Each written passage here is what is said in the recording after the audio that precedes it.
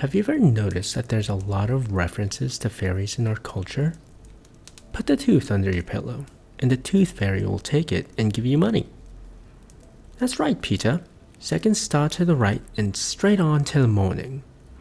Let's not forget the various fairy godmothers who will make all our dreams come true if we can only just find them. With all this positive propaganda, it's important to note that not all of them are as benevolent as they want you to believe. And so, to set the record straight and put myself on a list for the Unseelie court, let's dive in and figure out what the difference is between the Seelie and Unseelie court, and experience bone-chilling stories on why you wouldn't want to make a wish near these fairy folk. I'm Loresk, and you're listening to Lorelines. So let's cut to the chase. These creatures originate from old Scottish lore dating back to the 16th century, and it is thought that even Norse and German mythology may have influenced the creation of these creatures. Let's move forward to the stories now though, but before we begin, I need to clear my throat. That's better. Now let's hear the first tale and figure out why my roommate talks with fairies. As I settled into my new dorm room, excitement and anxiety twirled within me like the autumn leaves outside. College, the new frontier, away from parents, all-nighter homework sessions becoming the norm, and making lifelong friends, supposedly. Let's just hope I have some friends by the end of the semester. As I was unpacking my lucky alarm clock, a knock on the dorm room shook me out of my stupor. Eliza, my roommate, greeted me with a friendly smile. We chatted as we unpacked and talked about ground rules. We both wanted to keep the place just a little clean, talked about shows we've watched and how we wish we could be on a Zoom call for the semester again. Truthfully, she was a really down-to-earth girl, though she brought up a weird topic towards the end, when she mentioned that she has fairy friends stop by every so often, but to not worry as they will be quiet. Damn, no need to cover up your friends from me. Just wash your sheets regularly and we'll be good. She looked at me quizzically and went back to unpacking. Oh, Eliza, such a strangeness to her. The first few weeks went by without much fanfare. We were friendly to one another, even grabbed dinner and started talking about things other than school. However, weird things happened at night. Just before I fell asleep most nights, I would start hearing what I can only describe as whispers in another language. Soft, haunting murmurs that drifted through the room, a strange lullaby that accompanied my drift into sleep. At first, I brushed it off as a trick of the wind or the old building settling. But as the nights passed, the whispers grew clearer, and even though I couldn't understand them, images of distorted eyes would haunt my dreams, or bony, long fingers reached towards my face as a gigantic face came ever closer. One night, curiosity or dread got the best of me. I feigned sleep and waited, my heart pounding as I listened for the familiar whispers. I couldn't understand the words, but, again, blurred images of creatures with beautiful wings, but elongated limbs whizzed in my head. I summoned all the courage I had in one moment and opened my eyes as thin as I could while also being able to see. There was Eliza, sitting on her bed and smoke billowing around her. But she looked different. Shadows danced around her and her eyes were filled with nothing but black as she talked in an otherworldly voice. I couldn't see who she was talking to, but gnarled, black hands manifested from every direction every now and then and pointing to something. Suddenly, one pointed straight at me and I could see Eliza turn her head and look straight into mine as I met her pitch-black eyes. Fuck, fuck, fuck, was all I could think as I squeezed my eyes shut as fast as I could. Was there any way getting out of this? Okay, make a run for it. My keys are on my table, my phone too. Suddenly, I felt a hand gently lay itself across my head and heard one word whispered directly into my ear, sleep, and that's all I remember. Weeks flowed like a river, and the whispers became a nightly ritual. Eliza's once familiar voice now carried an eerie melody, a connection to something far beyond my understanding. An unease settled over me. and I rarely slept in our room anymore. The shared living room now quickly became my room of choice, even though I rarely felt safe there as well. With each passing night, a chasm deepened between my roommate and I, the complete opposite of what I was told would happen. Eliza, too, changed. Shadows clung to her, and her laughter grew hollow. The spark in her eyes dimmed, replaced by a distant glimmer. More than once, I caught a flutter of wings or those gnarled hands hanging around her, but when I would do a double take, they were gone. I distanced myself, afraid of the mysteries that seemed to envelop her. It was as if her and her room held secrets too profound to comprehend. One evening, as the moon painted the room in silvery hues, I heard the whispers again. But this time, they were more frantic, desperate. A shiver raced down my spine as I approached Eliza's room, the door slightly ajar. The glow that spilled from within was unnatural, ethereal.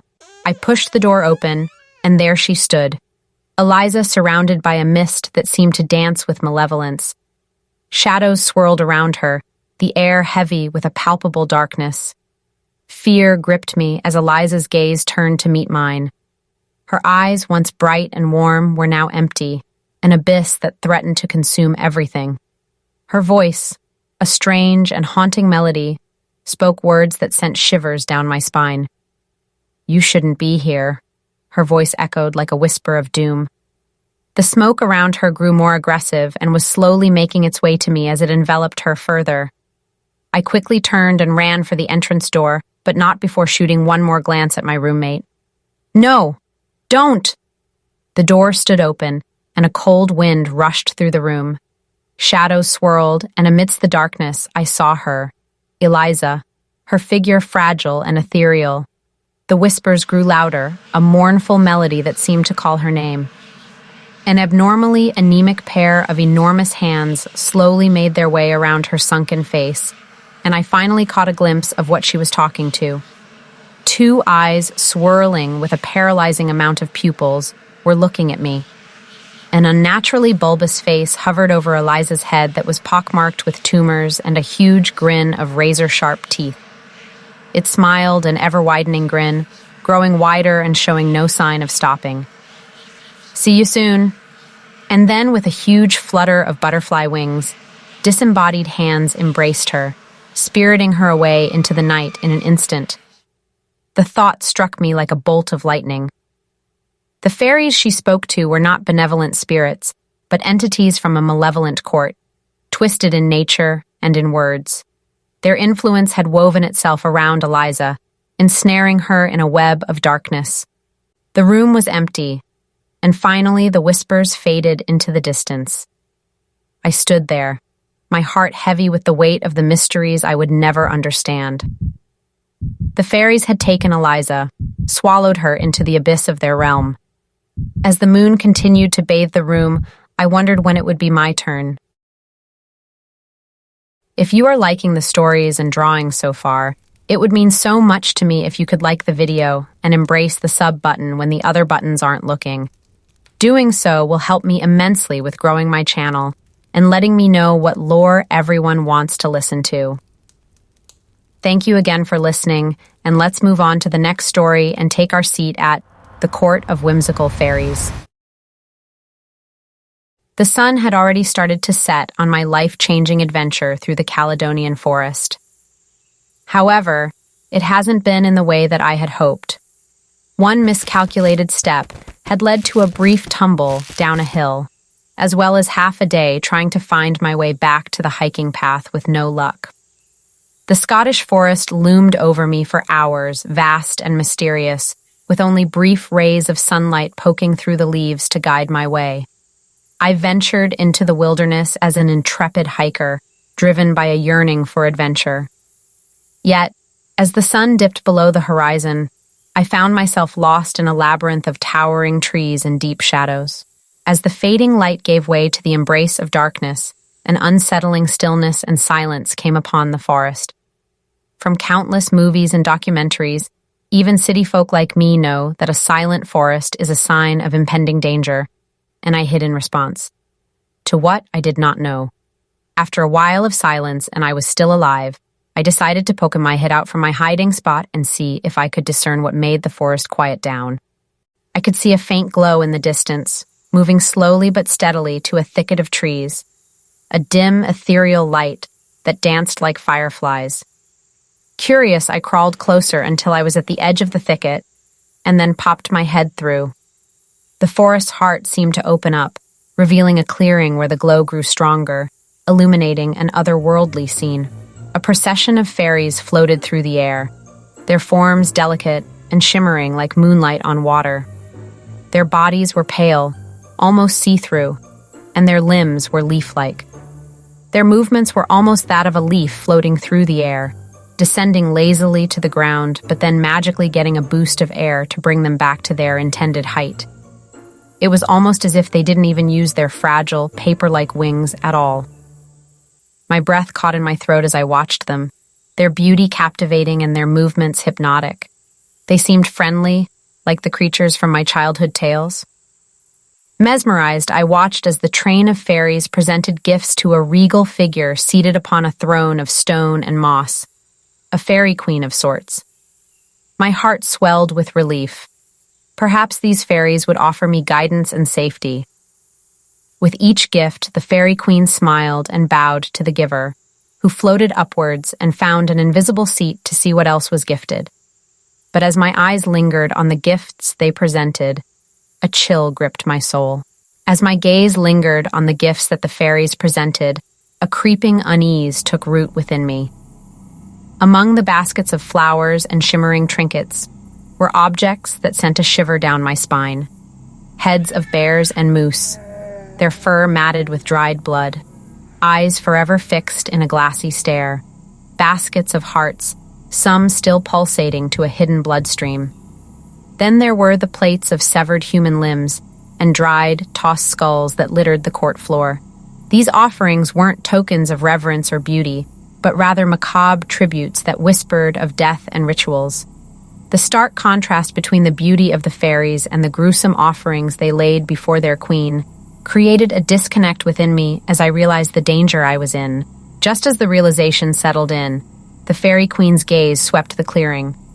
Her eyes, like pools of endless night, fixed upon my hiding place.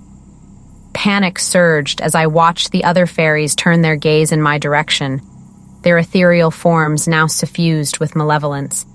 The fairy queen opened her mouth for one word, but the word she sang hung in the air like an enchantment.